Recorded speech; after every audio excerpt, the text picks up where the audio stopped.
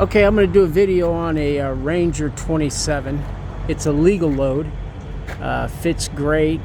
It's one of the easiest loads to do. Not a whole lot to it. But I don't think I had posted a video of this, so I'm going to go ahead and post one. So, let me back up. Sorry. So like I said, it's a legal load. No oversize. No screw pads needed. You could always put one on there if it makes you feel more comfortable, but it's really not needed. So, you know, this is going to look a lot like any of the other videos. Always have 4 straps in the front, 2 pulling back on each side. I want to make sure you see, you know, all the clearance that we've got here. The bow, you can see that I put carpet in there. I generally, for the most part, I always do that. I'm on this long V-bunk down here, okay? But just in case something happened and the front of the boat was to go down, I got a big mushy piece of carpet there. And it's big enough for when the boat comes down into the V-bunk, it actually presses that carpet and holds it in there so that the wind doesn't blow it away. I've got a single strap on the center cleat coming down, and that's just to keep it from rocking left and right for the most part. Under here, you see we've got plenty of clearance all the way to the back.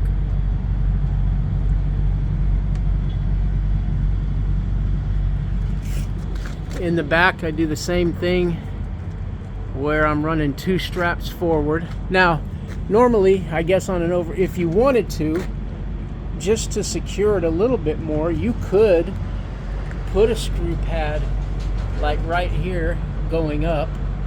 It's just not necessary if you keep your straps tight. So, back here to the rear cleat. And then what I did, because I'm not using screw pads, and okay, so here's the thing. So you can see I went to the second hole out. Okay, now that makes a much narrower space between the 2 bunks, okay, which means the boat could rock a little bit more. Had I gone out to the 3rd hole, then the bunk would have been over, obviously, the width of the bunk on each side. It probably wouldn't have rocked it much, but it's riding fine. And since I'm not using screw pads, I should have probably gone to the 3rd hole from the center. But what I am showing you is I always put carpet right there in the center. If one of these bunks were to break, then you've got that carpet saving the bottom of the boat until you can replace the broken bunk. Okay, I'm on the 1st rail up there with I have that removable bar that goes across that you can pin from there or here. You know, you've got 3 positions. I'm in the second one back. I forgot I have that cutout up there. So I'm actually in the 2nd crossbar with the stern bunks. So anyway, so like I was saying, so what I did to just aid in keeping the boat from rocking side to side, I ran from the D-ring up in there, another strap that comes down here. It is going forward a little bit, you see, but really I'm just putting it there to aid, to help, you know, the boat not rock so much. And you can see I have a ton of carpet in here on the bow plane so that it doesn't cut my strap, you know, and so also so the strap doesn't try to bend this in. And then up top up there on the D-ring there, you can see I've got double carpet there as well so that it doesn't go through and scratch up the boat with that clip up there. Anyway, so this is a really good cover. It's actually one of the tightest covers I've ever seen, coming down off the back and going under the swim platform back here. Let me see, that might have been a lot of sun right in the camera there a second ago. And I need to clip that clip back right there. I'm gonna pause it. So what I did is that clip that was hanging down, I just took it to the other side and locked it in. I didn't notice it. It might have popped out in transit. I didn't notice it yesterday, you know, but anyway, so here's the other side over here. Same as over there. Again, you can see where I've got just tons of carpet in here.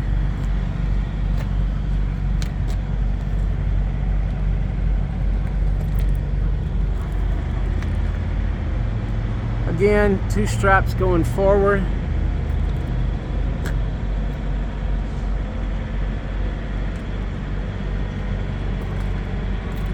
The one center strap coming down from the center cleat.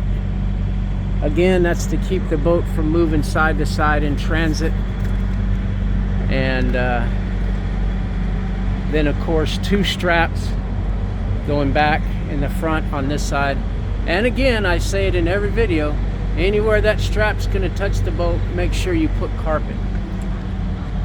So now what I did this time, I spent about an extra hour after I loaded, and I think it's really helping on this load. So you see how tight the cover has stayed. I mean, I've only gone about 500 miles,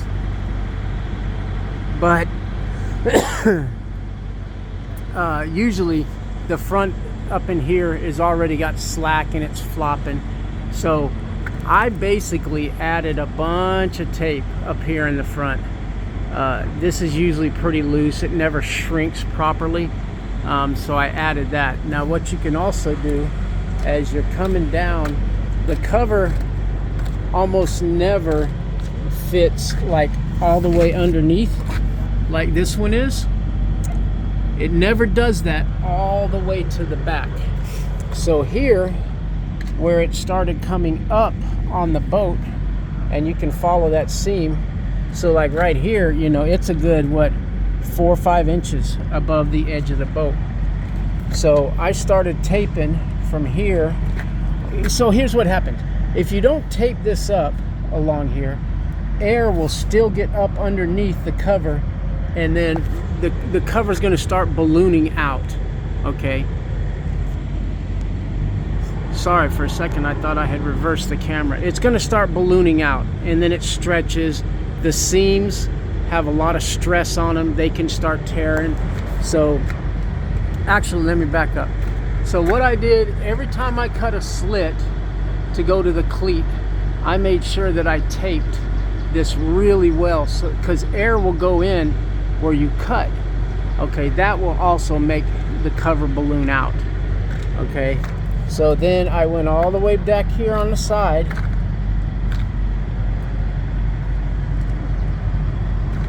so that all of this edge right here doesn't let air go up inside of it and make the cover balloon out. Okay, again up here, same sort of thing. Wherever I made a slit to go to the cleat, I taped it up really, really well. Now, one of the issues I've been having too is the door, the zipper door that they put on the back of these boats has been coming off. I mean, actually just ripping completely off, because they were only putting a little tiny piece of tape. So this time what I did is I went with the 4-inch tape here, okay, and I went down a couple of layers and I covered the zipper. Okay, usually the zipper is up there, comes around and goes up, and then on the top as well, you can see I added tape. And so far, I mean, it looks really, really good. Usually, you know, this far into my trip, you'll see like some of the edges are starting to peel back and everything. Go over to the other side.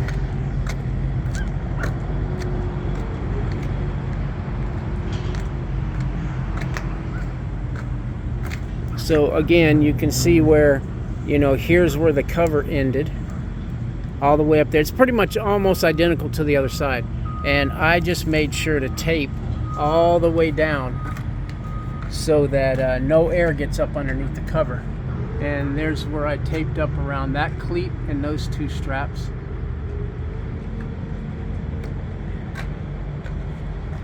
Here's my center cleat, how I taped up around it. No air is getting in there, period. You know, and like I said, you see back here, this is where the cover ended, and I've got tape going all the way around underneath, and it really does help to keep the air out. And I also have a small heat torch that when I do put tape on, I do hit it with my torch. It helps to shrink it down and make it tighter. It activates the glue on the back of the tape there. And here's this side. I hope the sun's not glaring too much. I can't really tell. But you can see all the extra tape that I added right here. So anyway, I'll do a quick walk around like I always do. And again, this is a Ranger 27. It's a legal load. You don't have to worry about using screw pads if you don't want to. If you don't want to, you better add the extra straps, and you better keep them tight, because the boat is going to want to rock some, you know. So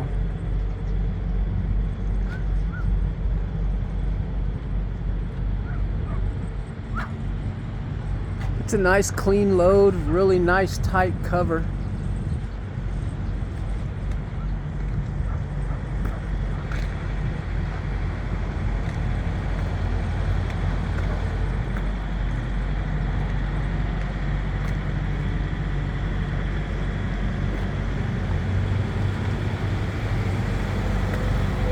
And if you got any questions, like I always say, you know how to get a hold of me. You should have my number. Text me or call me or whatever, and we'll go over whatever you need to go over. So again, Ranger 27, legal load, no screw pads needed, a few extra straps, tape up your slits, and keep the air out. And that's all I got to say about that.